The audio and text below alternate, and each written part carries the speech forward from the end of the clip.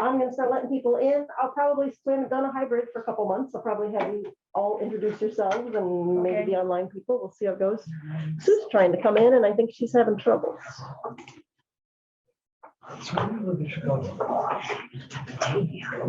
Yeah. Because we have good friends that's living in Batavia. Go down there. Oh, thank you. She lives in Batavia. For you.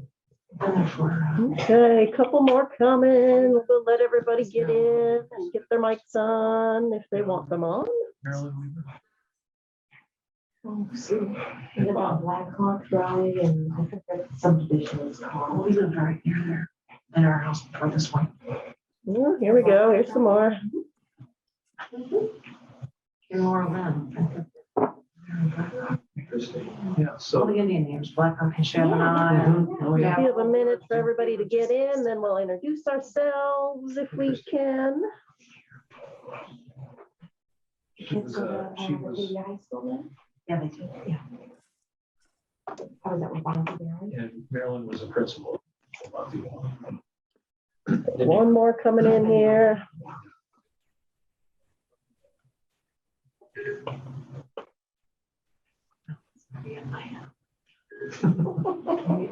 Hello, everybody. Good to see you all. Good to see you all here and online. Before we jump into the discussion, I'm going to start with the people in person, starting with Jean. If you could introduce yourself. Jean Davison, Leslie Robbins, Jan Nelson, Todd Rockway. Cheryl Parker, Cheryl Rockway, Karen Reese Snyder.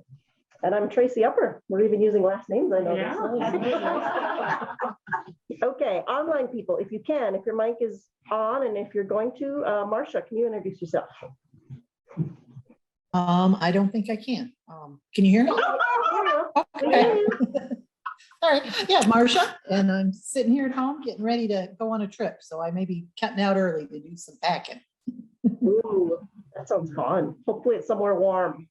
Yes. All right, I'm gonna go in the order that I can see. Jamie, can you say hello so you pop up on our screen, please? Hi, everybody. Jamie Hanready. I live up by Gelt Rock.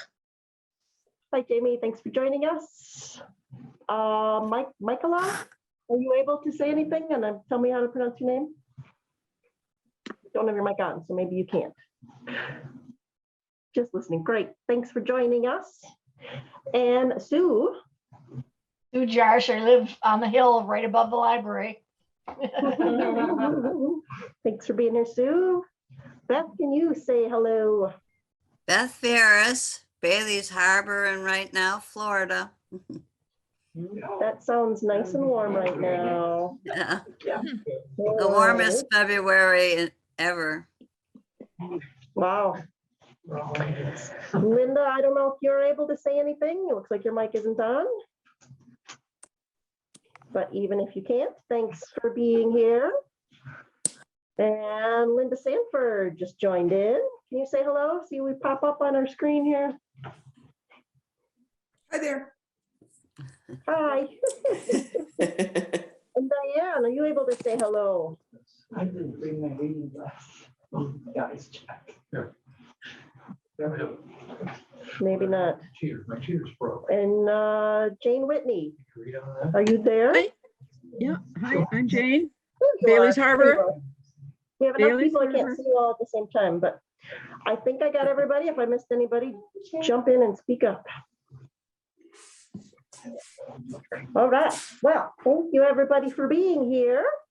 We're going to talk about the lost man, Jane Harper. Copy somewhere. right here. Yeah, there it is.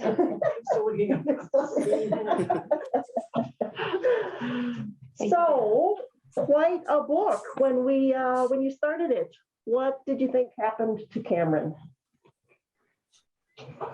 Didn't have a clue. No clue. Yeah. No. He died in the desert. He died in the desert. That was, yeah. Anyone? Did anyone really think it was just suicide? Oh, No, That's great. probably wouldn't have been much of a book if it was just. Yeah,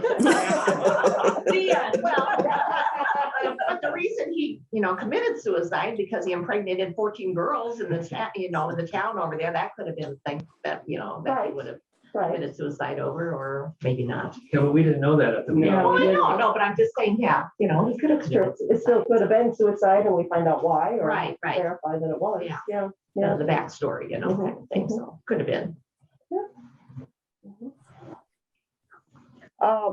And this being set in the outback of Australia, the location was so remote. They were so isolated. How does that affect the events and the novel, the whole thing itself?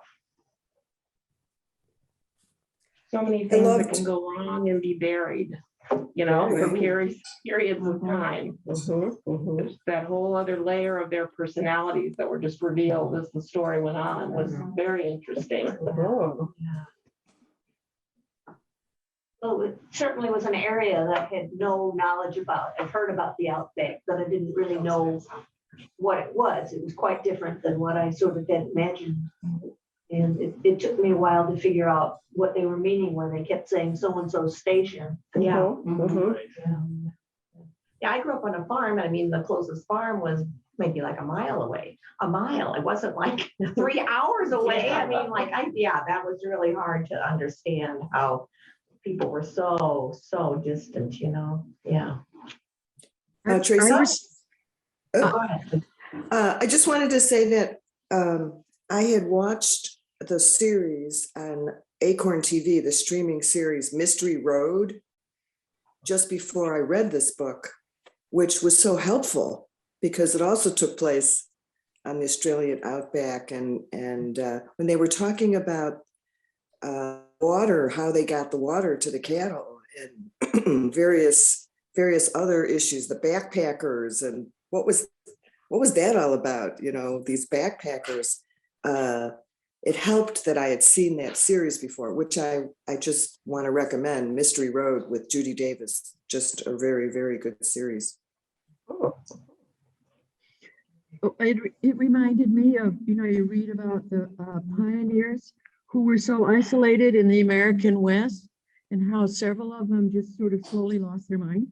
That isolation and that feeding off each other for the family members that are around. I mean, it just sort of leads to dysfunction almost, an inability to move outside of whatever's going on in the family. I mean, that total isolation, even in today's age with cell phones and airplanes and all of that and cars, they still were so isolated. It just reminded me of some of those stories about the American West a century, 2 centuries ago. It's just that total isolation seems to damage people.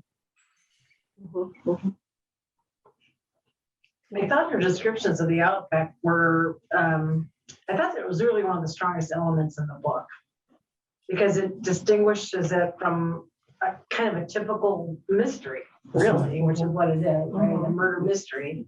And even with a little bit of knowledge about it, just not only the distances, but that if you were outside for such a short amount of time, you were in danger of dying, you were dehydrated, you were sunburned, you were, that it made it seem like such a very dangerous place. That was very interesting, I thought. Makes you kind of Jamie, wonder you're why muted. to live in such a difficult place. Yeah. Muted. Tracy? Yeah. Yeah, I did this book for my other 2 book groups, so so it's so interesting to get see how another group responds to it. But it seems like the climate, the atmosphere, the terrain is a whole other character in the book. It becomes such an important part, but not just the heat and the dryness, in the floods too. They were so worried about, I forgot the main character's name. They were so worried about him being isolated by the floods and without a working refrigerator or a gun.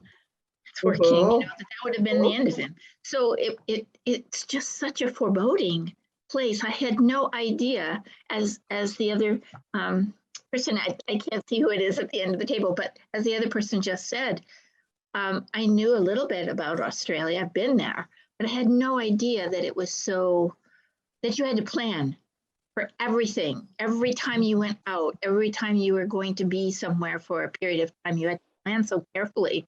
I had no idea about that. Mhm. Yeah, it was interesting even about the flooding, how that didn't necessarily mean they got a lot of rain, Right. but it came down from other areas and kind of. And up up through the, I It don't comes up understand through that. the, it's underground. Mhm. It's a whole underground river. Mhm. It's very weird. Yeah, I didn't understand that at all. So Cheryl, That's actually lived in impressive. Australia for a while. I didn't get that far into the outback, but I did get into western New South Wales.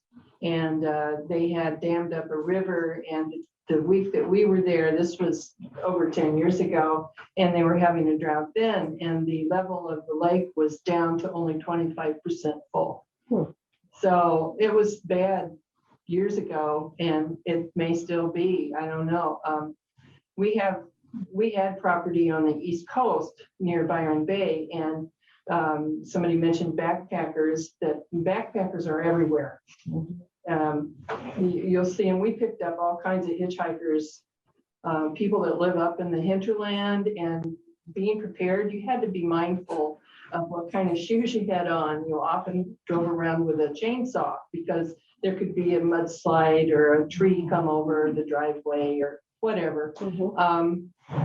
And that whole country, it's constantly in a state of flux. It's either gonna kill you or you're gonna fall in love with it. And we sold our property, and right now they're having terrible floods on the East Coast. And we have friends who you had to drive through sort of a looked like a jungle from the main road, which was barely 2 lanes, through up and down and around, probably 2 miles worth of that to get to their home. And they had a beautiful home with this huge rock escarpment about 2 miles away that they could see, and waterfalls coming down. And it was lovely. Well, they're cut off now. They cannot get out of their property. Oh, no. I don't know. I don't know what they're going to do. I'll tell you what he said, but I can't. Yeah, they're in deep doo-doo. It's very sad. Interesting. Isn't it interesting that they have a whole room where they keep a cold room? Yeah, I didn't know To just that. have a That freezer, was you gotta news have a to whole me. cold room for Yeah. all that. To last a long Yeah. time, yeah. Gave a very science fiction-y feel to the story, because it was almost like being on another planet. That's very Right. Australian though. Oh, is it? Yeah, some of the movies that, there's a couple about this girls' school and they go on a picnic at some standing rock or something. It's very weird. It has a lot of that mystical Yeah. kind of science fiction. Yeah, it's Ayers Rock. Bears Rock. It wasn't an Ayers Rock. It was a different rock. But very strange. Australian movies are kind of fun. What's that one decades ago with? I should bring it up. Thornbirds. Thornbirds, Oh. Thank you. Oh, yeah. Thank you so much. I was gonna stop That myself. was a while So ago, that yeah. you That was a long time ago, but that was There was a good. PBS series called A Place to Call Home that was interesting too. That was one of those that went through time and had, Mhm. I like that show. I liked that one a lot Yeah. too. I thought it was quite interesting. A Town Called Alice was another one. That was- We were in a remote station. These are all ancient. You're all too young. Well, Nathan, as far as living where they did, Nathan said that the isolation is easier if you remain all alone all the time, and that brief moments of interaction can make imposed isolation harder. What do you think of that? Is that true? Haven't we had just 2 years of that? Yeah. I guess so, because it opens a little window of hope, Yeah. Yeah. right? And that you're gonna be able to interact again, Right. and life could be a little more normal, and then that's not true. You know what you're missing then. You know, and that would make a. Well, and Nathan's wasn't self-imposed. After he drove past his father-in-law, Yeah, Mhm. you know, I mean, that was like a cardinal sin out in the outback. right. So, I mean, he was shunned. So, But then he added to it considerably, I think. I mean, I think a lot of it was in his head too. I think that the rest of the world Made was it willing worse to then. let go of it, but he was not willing to let go of it, I don't think. You I think they think would have let him come back I in think he town? was And then really say, oh, shunned. yeah, it sounded like it at the end of the Yeah. story that more people were Yes. They were willing to. Yeah. Well, at the funeral, everybody was like, okay, yeah, we love you, blah, blah, blah. But, you know, I didn't get that impression that they loved him before that. So, But you got it from him, yeah, not from them, and that's why. right. You know, there are a lot of things that we self-impose For sure. on ourselves, I Yeah. think, and I think that this was part of it. Beth, were you trying to say Yes. something? I thought he really was shunned from everything that was said in the book, that he really was. And I also was very impressed by how dangerous it was. I didn't realize the danger so much. And, you know, that they had to write in the logbook where they were going to be and how long they'd be, which of course was a very good idea under the circumstances.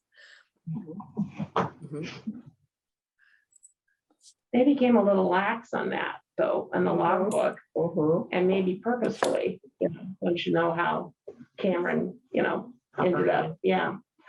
But, yeah, I would not have been lax, I don't think, for as long as I lived there. I would have every detail down. What color shirt, you know. Yeah, I wouldn't live in the outback. So you're muted. So if you're He trying was to talk shunned to from the somebody- town. You know, he was completely shunned from the town. And that at the end, the sheriff or whoever was trying to befriend him to check on him, then he kind of got let back in. But really, he couldn't go to the town. He was not allowed to even go to the town. So that, to me, he was shunned. I think that was him. Well, and he asked Cam to help him at one point and say a good word for him, and he wouldn't do it. You know, in the bar when he saw Right. Esau. Well, that was quite soon after the event, I think. But he didn't do it anyway. He didn't do Aaron it. never did Well, what he said he was going to Cam, do. Yeah. as soon as he heard that his brother was interested in the bartendress, he could have said something, but he didn't do it on purpose because he had that tension, that rivalry with the brother because of that incident apparently with the father. I think it stemmed from that. But yeah, I got the impression that he might have put in a good word, but he didn't do it on purpose. He refused to do it, I should say. Do you think then he went It after? was, On purpose. On purpose, just because it was his brother's interest. Thought that was the first sign of something not right with Cameron. Was that so soon after Nathan was shunned, Cameron stepped in and started dating Ilsa. I thought, no, there's something not quite right about you. On the other hand, how many women are available in the outback? I mean, you know.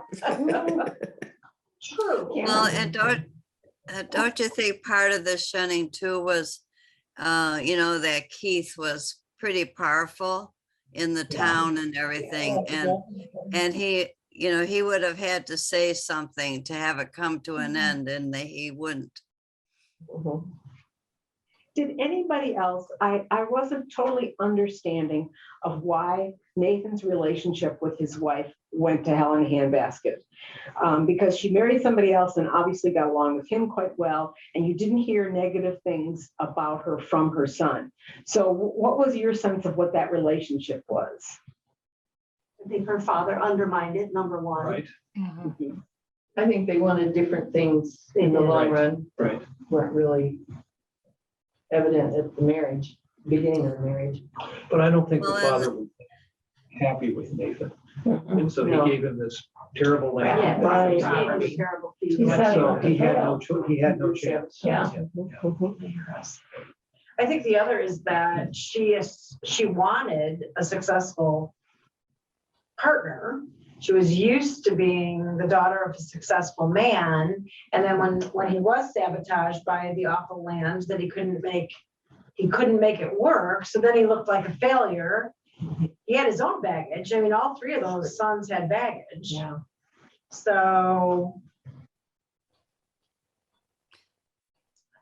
Such a dysfunctional family. Oh, yeah. Just generationally. I was gonna say, so what else is new? COVID did really affect you. Well, her father set him up for failure Mhm, with Yeah. the land he gave him. mhm. What So did I you think think the then of father was a Nathan- big part of it. In reflecting on the title at the end of the book, I thought the lost man could have been any of the brothers or the father. They were all lost. Mhm. So I liked the title. At first I thought, why is it called this? Because which guy is lost, you know? And then I thought they were all lost. So I really liked the title after I read the whole thing. I was thinking the same thing. I thought, who is the lost man? I thought it must be Cameron. I think Nathan. Nathan? we probably all think somebody different. Mhm. To Sue's point, yeah, they were all lost. Yeah. We're gonna say? I just had to think of who was the worst. Mhm. The losses. Mhm. What did you think of Nathan and his relationship with his son? And as he called him, his son's city softness. I thought that was kind of funny. Well, they grew closer as the novel went on, but I mean, it was pretty rocky and had been for years, it seemed like, because they were kind of forcing the visitation issue with the mom and the divorce settlement. But I mean, as time went by the end of the book, I mean, the kid and the ex-wife were asking him to come, was it to Brisbane? Mhm. So it improved with time, but I think the son was really good for him. I mean, the son really pulled him out, and to the point where at the very end of the book, he could actually imagine himself maybe visiting his son and leaving the station, Mhm. where he'd Yeah, he been didn't make it any stuck on the easier by station. He didn't make it any easier by not being willing to go visit the son where he was, did he? Right. No. Don't you think the father-in-law was probably bad-mouthing the father constantly while the son was, so that had to be a huge factor. Mhm. I did think it had an awfully happy ending. Maybe that's not a little farther down on your question list, was like, really? Everything is amazing at the ending? Everybody's gonna have a great life going forward? It seemed a little. You're not the only one. I did read some, we can see what everybody else thinks, but I did read some complaints online that it was a little too happy ever after kind of a Well, feel. especially after all the dysfunction the whole time, and then all of a sudden, everything's gay at the end. Yeah. I'm thinking to myself, what the hell happened here? Very dust. Anyone else feel that way, or were you satisfied with the I ending? was happy that they were happy. No, I thought they earned that. yeah, I did too. I thought they worked hard, and I thought it was interesting how it could have gone some other way. And the decision was made not to just to leave it, not to bring out the truth of what happened. So they're all going to have to live with that. So how happy does that make you? I mean, there's some, still some, underlying tension there that they're going to have to work through, which I thought seemed real. But I thought that they had suffered so that they earned a little happiness. It is I was happy that they were happy. I just thought it seemed amazing. Yeah, no, I don't think they got that much happiness. Honestly, they're still in that isolated place, and his relationship with his son is better, and he gets to be with the girl. That was, but I don't think everybody else was particularly, I mean, the backpackers didn't have a happy ending. No. So, I thought that I think if he didn't end up with the girl, it would have just been too dark and sad and awful. It had to have something that, I mean, those were the characters that had the biggest arc. She was the red herring. You were wondering if it was her, the whole time, or him, or who else it might have been that off the brother. And so, I think there had to be, some little glimmer of happiness. And so having that relationship work out was about the only thing that you could do. Anyway, I didn't think it was over the top rose-colored glasses. I thought it was okay. Well, they had all suffered a lot at the hands of Carl, the father, Thanks for coming back here. Well, So you mentioned red herrings, and it seemed at different points it could have been anybody, but did anybody actually suspect it could have been the mom, that it could have been Liz? I did. No. I did. Partway in, I did. Oh. Yeah, I did. Well, because I kept thinking the others were just a little too obvious, and the mother was just enough suspicious. So I thought, it could be the mother. I And guess when you think about it too, she was the one that was so incredibly sad.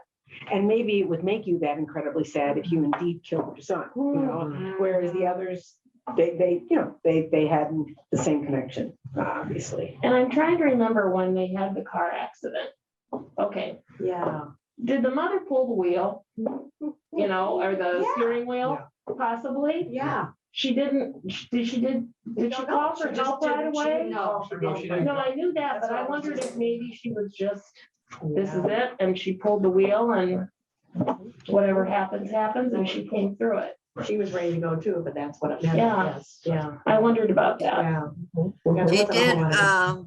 She did wait, for help. Right. They suspected that. And I did think it was a woman because of the having to change the seat, when he got in, Right. and the coiled little, lanyard and everything. They gave you some clues. I thought it was interesting how she just drove away from him, through the sand and just left him. I thought, oh my goodness. Yeah. That had to be hard, no matter how much pain Yeah. he caused, that had to be hard. Yeah. Well, I think when he went for the girl, that's what did And it. then realized she never left the car where it could be seen, and then rode back and moved the car, Right. right? And it was calculated somewhat too, Mhm. covering your tracks. Mhm. And with that picture, that nobody could touch the picture on the wall. Right. Mhm. Mhm. That was another little. Well, clue. that made me, I mean, they gave so much attention to that picture. You knew the picture had to be something.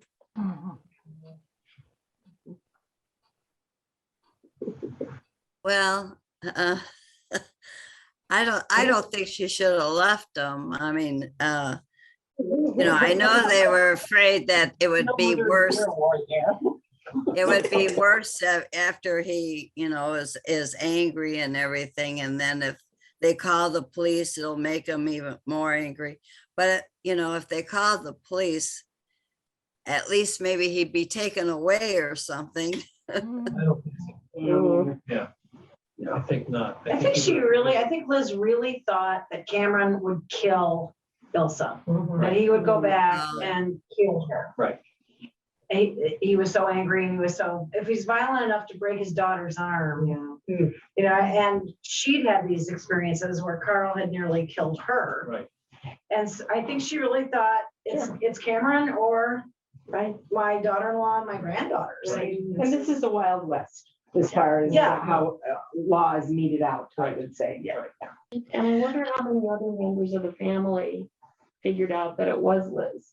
Was Nathan going to report his mother? No. I don't think so. No. But did Ilsa suspect her? Who else would have? The younger brother? Would he, but not said anything, or Didn't seem like. said they didn't want to even consider it, but still.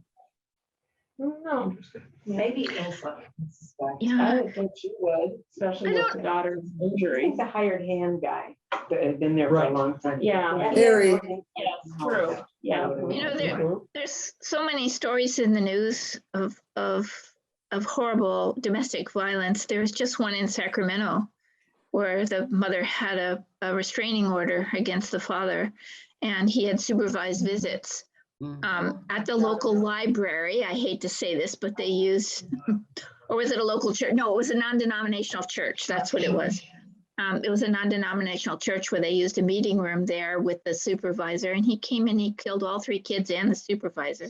This just happened yesterday. Or the day And before. himself. And himself. It was in the Florida Press newspaper. Yeah, so this just happened, but this kind of thing happens all the time. And I wonder if the mother-in-law or the mother of that man who did this knew this was going to happen to her 3 grandchildren and an innocent stranger, if she had a chance to prevent it by killing her son, what would she, I mean, it would be, I didn't think it was that far-fetched. If you just know and it's unavoidable and you don't think you have any help from the law whatsoever or anything, or the person would just be arrested and then released on bail. This is usually how domestic violence murders happen, is the person is arrested, released on bail, and then they come and shoot the person because they're so angry. Or they do something terrible to the woman who had the restraining order or got them arrested. And it's like 90% of the cases. So I didn't think this was that far-fetched. I didn't see why, though. I didn't see why Harry didn't step up. He knew what was going on. It seemed like that was the odd thing to me, that he didn't. He kind of filled that father figure role, but she didn't marry him. I mean, I'm not quite sure what the relationship was between Liz and Harry. Seemed like there might have been something though, and maybe he stuck around so long as to try to be a protector, even if he wasn't successful, Right. maybe. I guess I just saw it because I was reviewing, and I guess he reported it once, and then Carl beat the Beat her. stuffing out. So. No, I was talking about Cameron, though. I was talking about why he didn't do something about Cameron. That's what I was. About Cameron. Oh, sorry. Yeah, because that's years after. Yeah. I guess they never dusted the fingerprints in the car at all, did they, when they did their investigation? They would have found maybe her fingerprints, the mom's fingerprints. They But never would did. that have caused any No, alarm though? no, that wouldn't have been conclusive, because everybody's fingerprints Right. should theoretically be somewhere present in those. Yeah. Not maybe as prevalent, Yeah. but.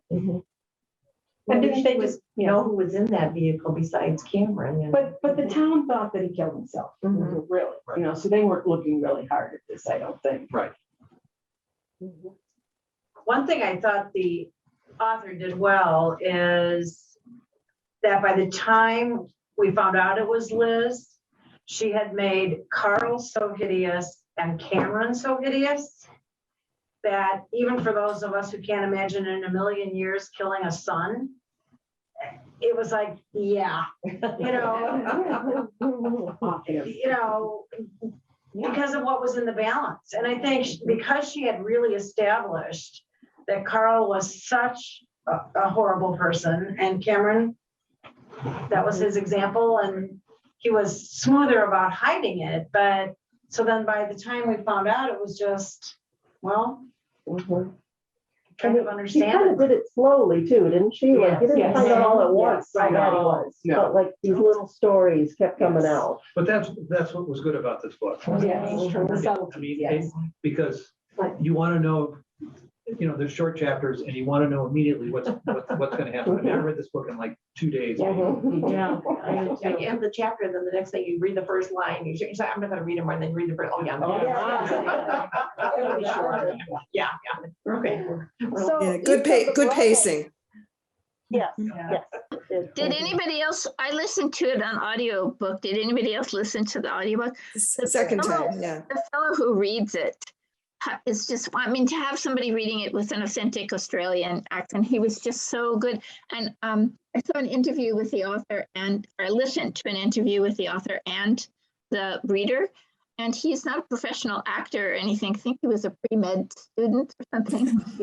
Yeah, and he's read a couple of her books on for the audiobooks. And she's just taken with him. She obviously had a sort of, you know, crush on him in a professional way that thought he was so terrific. Does such a good job with her books. But it was just so great having the Australian accent. It really added something to it, I think, to hear it in that voice. Her previous book, The Dry, it's called, and that was made into a movie. So you can see that on, I can't remember if it's on Netflix or Amazon or whatever. But. On HBO. Really? It's HBO, yeah. Interesting. And their newest book, The Survivors, I thought was also good. I just read it. You did read that too? Good, good. That is also set in Australia, right? I think all of her novels Yeah, are. yeah. She's a UK transplant, so just to go from the UK, and I think of it as lush and green, and then setting these books in the Australian outback, quite a departure from what she knows. Has anyone else read any of her books? I saw the movie The Dry. It was interesting. It was good. Same kind of a layering of people who seem fairly normal on the surface, and then you find out there's a lot more underneath the surface there that's bubbling, and a lot of history, and then everything goes to hell. You know? Kind of makes you suspect of anybody that you meet in the person. I think like, what dark secrets do we have here? You know, it's like, oh my goodness. Something very interesting.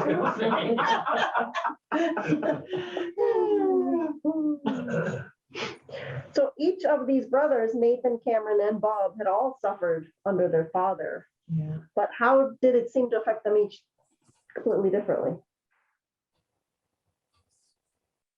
Or did it affect them? Well, Cameron, unfortunately, was like so many abused, becoming an abuser. I think Nathan sort of hid away, didn't want to think about it, and Bub might have been. He was tortured a lot. They didn't even know it because he was the youngest one, and he was, I guess, with him last. Is that true? He was with him. He was the last one to be with Carl. He was like 7 or 8 years younger. The other two were just like 2 years apart or something. Right. And they had each other probably to help them through it. That was terrible, that scene of the fire with the guitar, and the books. And Cameron did resist, you know, he said Nazis burn books, but then he kept burning the books and finally gave in to his father.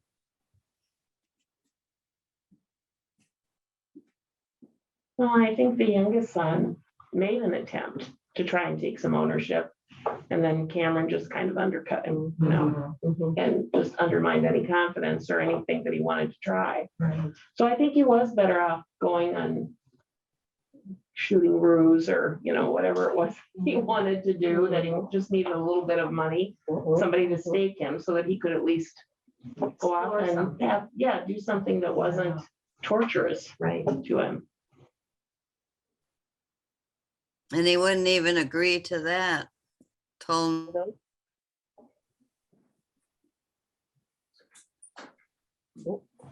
to that town. That's one of the reasons Bob wanted to leave, wasn't it? Because he had such bad memories of the station. And they didn't realize that, you know, the brothers didn't realize that was going on.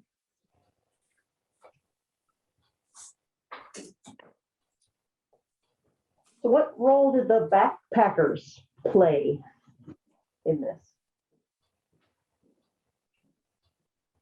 Why were they part of the story? To show to show that Cameron would have an affair, for one thing, and cheat on his wife. That was one thing, I think. Maybe that's some her- more suspects. That's true too. Just want to experience Australia.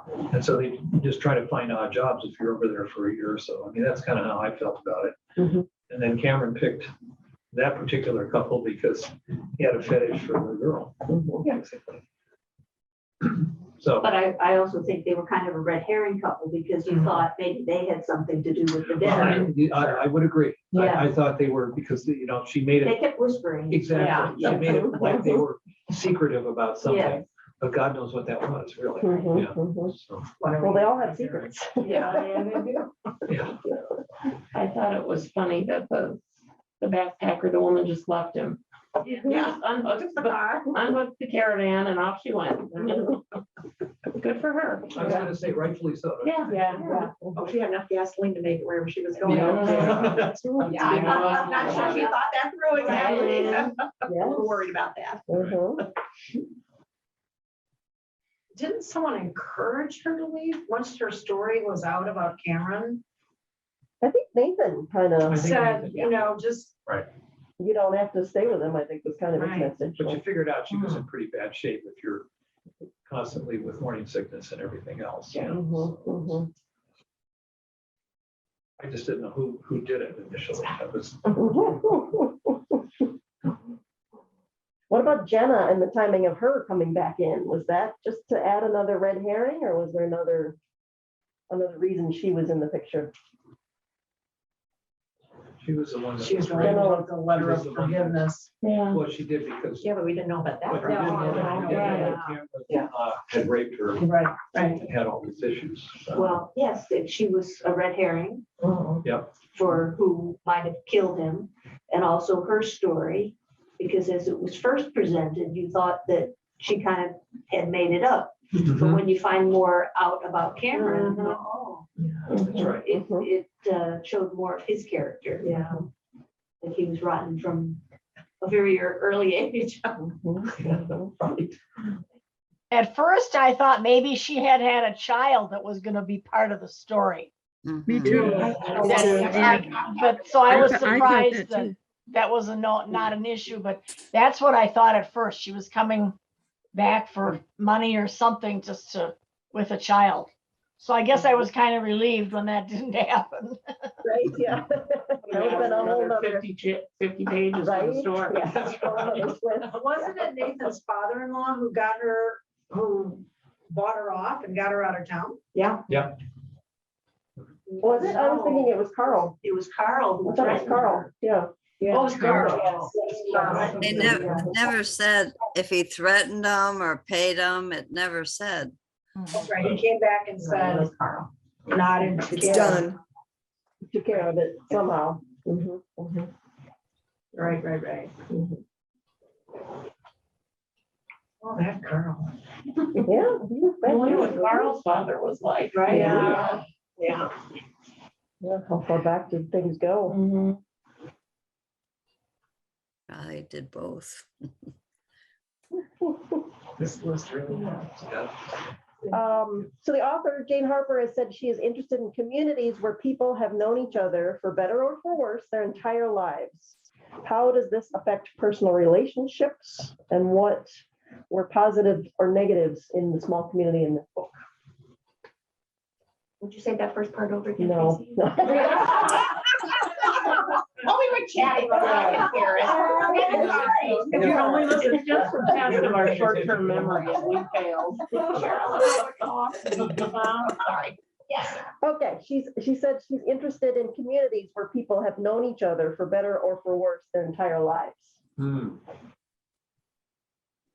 How does that play into this particular story? Well, everybody knows everybody's business and Sure. secret keeping is a big deal. Mhm, mhm. And Cameron's a golden boy and Bob's a dope, not very bright. Yeah. And Nathan's a troublemaker, and and they're just so pigeonholed. Mhm. So I think people But you had a know- really hard time believing that Cameron was who he was, It's not bad. because Yeah, that's how but- they saw. But they also have people who care about people, like Steve, the clinic guy. Yeah, he was very caring about Nathan. Oh, and the police too, that policeman or sheriff, Right. whatever he was. I think you can't generalize like that. It's sort of individuals. If it's good or bad, if you've, been with, know you together all your life. I don't know, is anyone from a small town? Yeah, me. Yeah. And they weren't really together too much, 3 hours apart. Plus, plus Nathan hadn't talked to Cameron once for 3 months after he wouldn't say a word for him at the bar. And then when it happened and he was dead, it turned out that was December, and he hadn't talked to him since June. So, I mean, they weren't really very close at all. You think that was the distance or more just how their family was? Probably just the situation with the distance and where they lived and everything. And they were also busy. It could be a man thing too, a little bit in Well, terms of no, it is. communication. It is a man thing, Yeah. it's, Yeah. You don't call unless there's a reason, right? no, that's right. I mean, we're not buddies like females are. I mean, honest to God. And you can hardly tell, and everybody's got to keep all their own things together or show that they're tougher than the other person. So this didn't faze me at all. And in a location like this, that might be even more so. Well, think about it. You two are from small towns, but you went to schools and you knew all the kids that were at that school. These people didn't even go to schools for the most part. They were educated on station and then they went away to school. Right. So, and when you talk about hours between places, their relationship was way different than what yours in a small place would be, I would guess. Yeah, oh, yeah, yeah. But I mean, for my own kids, they're all boys and they all live quite a ways. They get together, but not, I mean, the way they converse is on social media, basically. So you don't really know how often they do that. I mean, I can ask one of my kids, I said, well, what about the one in New York? Oh, I haven't heard from them for months. Yeah. So that's just the way it is. Yeah, it is a boy thing. Yeah. Or more likely to be a boy thing. Yes. Yeah. Yes. I mean, Cher wants to know exactly what all these kids are doing. I don't even know what the hell.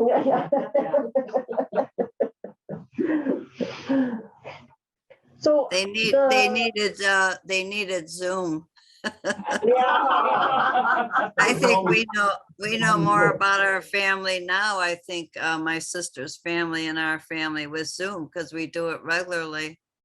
I'm burned out. Me too. I'm zoomed out. Totally zoomed out. Yes. I thought one of the most touching small scenes in the book was when he realized that Ilsa had been looking for his signal every night. Yes. In the He couldn't logbook. figure out what the marks were. Really, it was very touching. It was very touching. Yeah. She looked for that satellite signal every night. Yeah. Yeah, could you explain that? I don't remember that.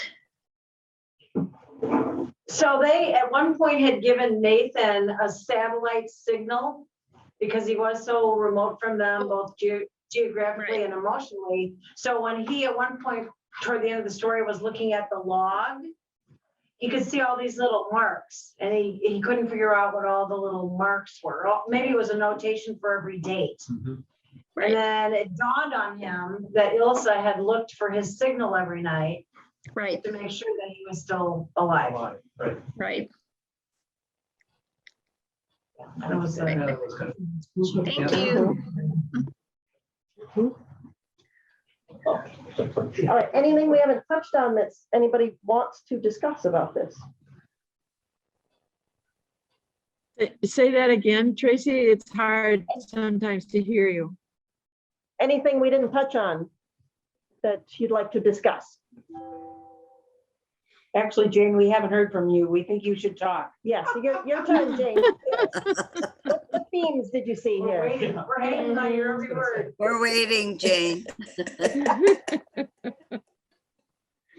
No, I liked it. I thought I couldn't tell who was speaking, but I do think that the author did a remarkable job of turning our heads around what we first thought about characters and so forth. And I mean, to come to accept, I do personally think the mother killed her husband and her son. I mean, I know her son, but that's I do think, and I am perfectly fine with it. I did I do think that the author did a remarkable job. I thought she had too many red herrings, but that didn't come. You know, I'm not really sure what the point to Jenna was, other than to show that, in fact, Cameron was vile even from his earliest teen years. And maybe that was point enough. But yeah, the themes, I think, of isolation, of trust in family members, of what abuse does at any level to the psyche of people around you that are dependent on you, and what it does to them. I do think those are the themes, which is probably why she's interested in families or people who have known each other forever. What does that do to our internal workings? Are we ever free to be ourselves when, in fact, like Bub had trouble being himself? Are we free to be ourselves when we're in a community that is isolated by long-term knowledge of each other? You know, so I thought there were some interesting things. I thought she did a good job at exploring some of them. I did get tired of the red herrings. For those of you that have read her other books, is this kind of a theme in all of her books? Is it? She does, yeah, she does have the red herrings, maybe not as many as this. And the locale is definitely a character in the books. But the community and what the community does to somebody, how their perception of you affects your life. That's definitely a theme, I think, that runs through her books.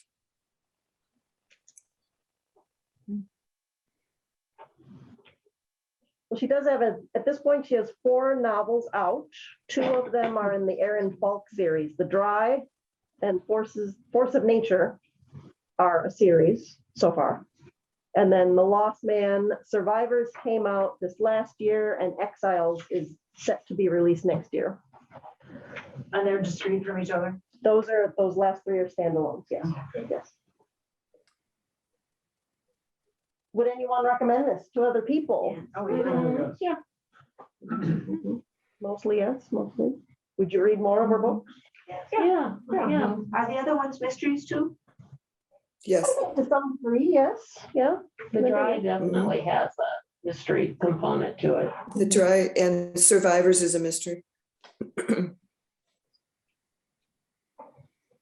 Oh dear, this one is one when 5 colleagues are forced to go on a corporate retreat in the wilderness. Oh, Survivor. Sounds like a great plan. It's supposed to be a bonding experience. It's supposed to be trust. It doesn't work out that way. They vote them off the island or whatever. Oh, gosh, I don't know. It's really big print. This looks pretty good. A lot of dialogue. Do they, her other novels take place in Australia? I think they all do, yes. Mhm. Yeah. Any other comments on this before we move to other things? I just mentioned what 5 guys would do on I think so. I do have some options for future reading. If anybody doesn't want to stick around to help us decide what we read, I will not be offended. I will just assume you trust us to do our best. Next month, we will be discussing Hidden Valley Road. Thank you, Anna. That book was excellent. I thought that was the best read I've had in a year. So I really love it. Good to hear, good to hear. It's going to be probably a little slower than this last Oh, one. no, it's a page turner. Yeah. It goes really Such a fast. troubled family. Yeah. Well, that's- Another troubled family. that'd be but something new. What was interesting about that is that, they try to do some science in there. The genetic Try to give you component. Yeah. And Yeah. so after I read this, I went to all this, sort of their history. So it was very cool. Mhm, mhm. For those that don't know, Hidden Valley Road is a true story of a family that has 12 kids and 6 of them end up being diagnosed with schizophrenia. Right. So It's got Yeah. one thing going against it. Oprah advised that we read it. That is the kiss of death. That means everyone goes down the toilet sometime, just so you know. Yeah, I'll be very interested to see what you think of it. Uh-huh. It was very good. Good. And it reads fast. I'm sorry, what goes down the toilet? The careers, is that what you're saying, Carrie, the careers? I see the career of the author goes down the toilet. I see, okay. Just because they have schizophrenia. I mean, it's really interesting how this. This one I Tend to see too. Yeah, they do. They do. Not that they're not good books, but you know, there's only so much of that. Yeah, They had. they always take, Yeah. they always have some really bad struggles and then just a Yes. little glimmer of hope, Yes. just a small one. But that will hit you again. Yeah, yeah.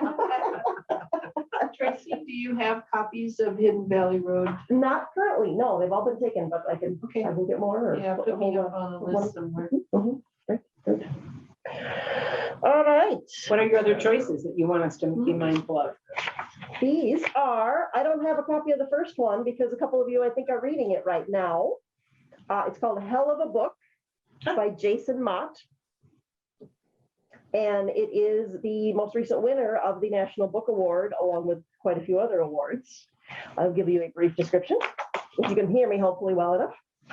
An African-American author sets out on a cross-country book tour to promote his best-selling novel. Meanwhile, he begins to form an unlikely friendship with a 10-year-old Black boy he calls the Kid. Rated with this author's narrative are chapters following the life of a boy referred to as Soot. This novel goes to the heart of racism, police violence, and the hidden costs exacted upon Black Americans and America as a whole. By turns playful and surprising and intimate, a moving meditation on being Black in America that lives up to its title. Wow. It's, Hell of a book. I'm reading it. I'm in the middle of it. I haven't read it all yet. It's a really interestingly constructed as a book. It goes back and forth that the author himself can't tell reality from his own imagination. And then we have these other things going on. So it's more than cleverly done. It is almost unbelievably confusing, but not so confusing. Not so confusing that you don't. It just makes you wonder what is real and what isn't real, including the racism, the police killing of young Black people. It does mix it together. It's not quite magic realism, but it's astonishing in its authorship, I think. I haven't read it all, so I don't have a complete opinion, but it is interesting and it's different from some other things we've read. Okay. I would agree with you, Jane. I'm about halfway through it also. And it is confusing. I find that the chapters where Soot is the narrator or the focus is certainly easier to understand than when it goes back to the author and his different cities that he's visiting on his book tour. And there is an element of, I would say, mental health certainly involved as well. So the jury's still out as far as I'm concerned. I'm not sure yet. I'm gonna see it through. It's only about 320 pages. Yeah. So it's, but I wouldn't say it's necessarily a fast read because I think I have to slow myself down to kind of feel like I'm getting the author's point. If I am really, or if I'm capable of it, because I wasn't born Black in America, so that's part of it too. Yeah. I think it's eye-opening in many ways, and I think it's done in ways that are not. He doesn't preach. It doesn't feel as though he has beyond the writing and the obvious themes. I don't feel as though I'm being pounded with an agenda. So it's very approachable. I think it is in fact literature. I like it. I don't know if I'll continue that way, but I think it's probably going to be an important book. It's interesting. He was interviewed. I think it was on maybe CBS Sunday Morning recently. And he lives in this small town in North Carolina, not too far from Winston-Salem. And he worked for 4 years for Verizon, I think it was, on a help desk. Oh my gosh. And he just pretty much said, I can't do this anymore. So he went back to the town where he grew up in, I think it was Bolt, North Carolina. And he doesn't have great Wi-Fi or, all the things that he helped people with as a Verizon help at a help desk, he himself is struggling with as a writer. And he's just kind of quirky and kind of interesting, and he loves Nicolas Cage. And he mentions Nicolas Cage once so far in the book. He said he could talk about Nicolas Cage all day. Yes. So he's just a little bit unique himself in his view of life. So Is he a young man? Is the author a young man? I'd say he's maybe late 30s, early 40s, 40s probably. Yeah. Yeah. Yeah, maybe somewhere in there. A young man. Yeah. He's interesting. Interesting, huh? So that is Hell of a Book by Jason Mott. Okay. And another novel, A Tale for the Time Being by Ruth Ozeki. Oh, I love that. Oh, love it, that's you read it? wonderful. Oh, I love that. So tell us about it. All right. I will. Okay. In Tokyo, 16-year-old Nao has decided there's only one escape from her aching loneliness and classmates' bullying. But before she ends it all, Nao plans to document the life of her great-grandmother, a Buddhist nun who's lived more than a century. The diary is Nao's only solace. Across the Pacific, we meet Ruth, a novelist living on a remote island who discovers a collection of artifacts washed ashore in a Hello Kitty lunchbox. Oh my God. That's what had me, really. Yeah. Obviously a true story. As the mystery of its contents unfolds, Ruth is pulled into the past, into Nao's drama and her unknown fate, and forward into her own future. Full of Ozeki's signature humor and deeply engaged with the relationship between writer and reader, past and present, fact and fiction. A Tale for the Time Being is a brilliantly inventive story of our shared humanity and the search for home. Okay. It's kind of interesting. Yeah. And it gets a thumbs up You'll from never me. see things on a timeline again, going from A to B. It will, Yeah. you will question, you'll question time, you'll question crossing timelines. That whole, it's one of my very favorite books. I think UW-Madison read it as a campus-wide read several years ago. They chose it as their read. And I like it. It's one of my favorite books. Okay. All right. So that's A Tale for the Time Being. Another novel. I like it as well. Jamie likes it too. Good, good. All right, then Beautiful Ruins by Jess Walter. I read that. You read that? I liked it. You liked it? Okay, good, good, good. Also a page turner. Huh? Yeah. Good. Yeah. Good. Okay, Good, good. gotta have the page turners. Yeah, I for gotta the start writing gentleman in the group, my husband just finished it a couple weeks ago and he really loved it. So and has recommended it to me to read, thought I would like it too, so. I think it's set in the Cinque Terre, isn't it? That's what it Is looks that what like. you're gonna tell That's us? what it looks like. In the what? Cinque Terre in Italy. I don't have the location, but yes, Oh. probably. It looks like an Italian Yeah. community on the cover. Cinque All right, Terre it and says- Hollywood. And I, okay. It's two settings. It says it is funny, romantic, and enjoyable. The story of an almost love affair that begins on the Italian coast and is rekindled in Hollywood 50 years later. The story begins in 1962 on a rocky patch of the sun-drenched Italian coastline. A young innkeeper, chest deep in daydreams, spies an apparition. A tall, thin woman, a vision in white, approaching him on a boat. She is an actress, he soon learns, an American starlet, and she is dying. The story begins again today, half a world away, when an elderly Italian man shows up on a movie studio's back lot, searching for the mysterious woman he last saw at his hotel decades earlier. What unfolds is a dazzling yet deeply human roller coaster of a novel spanning 50 years and many lives. Walter introduces us to the tangled lives of a dozen unforgettable characters.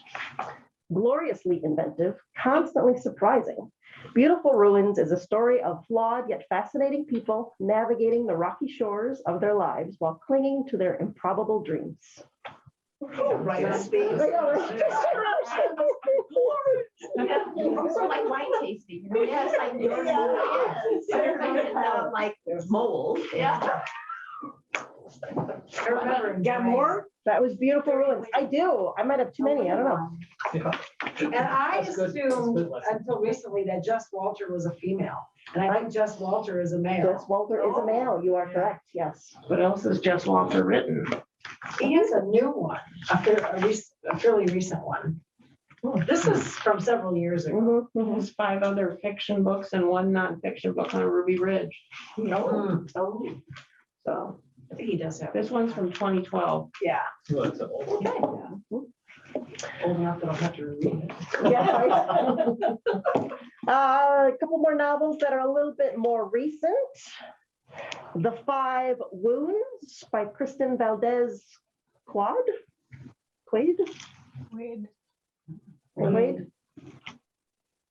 Okay. This novel finds a man accepting the role as Jesus in his New Mexican community's Good Friday procession before his personal goals of redemption are challenged by his daughter's pregnancy. It's Holy Week in a small town in New Mexico, and 33-year-old unemployed Amadeo Padilla has been given the part of Jesus in the Good Friday procession. He is preparing feverishly for the role when his 15-year-old daughter, Angel, shows up pregnant on his doorstep and disrupts his plan for personal redemption. Vivid, tender, funny, and beautifully rendered, The Five Wounds spans the baby's first year as 5 generations of the family converge, each bringing expectations that Amadeo, who often solves his problems with a beer in his hand, doesn't think he can live up to. The Five Wounds conjures characters that will linger long after the final page, bringing to life their struggles to parent children they may not be equipped to save. Okay. That'll be interesting. That is Five Wounds. Okay. They're all unique so far.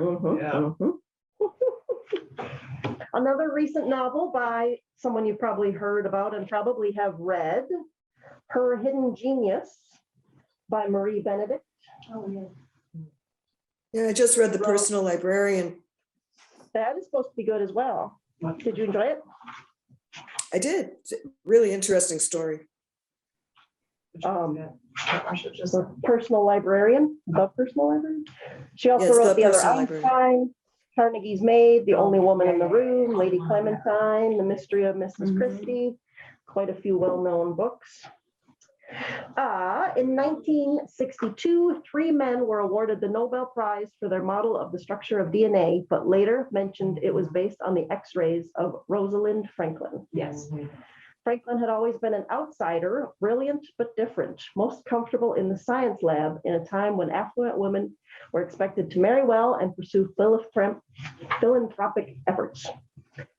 Marie Benedict's powerful new novel shines a light on a woman who sacrificed her life to discover the nature of our very DNA.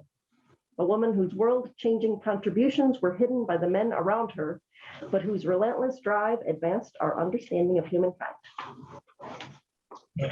Well, So that'll be it's good. it's a novel based on a real person? Yes. Yeah, Okay.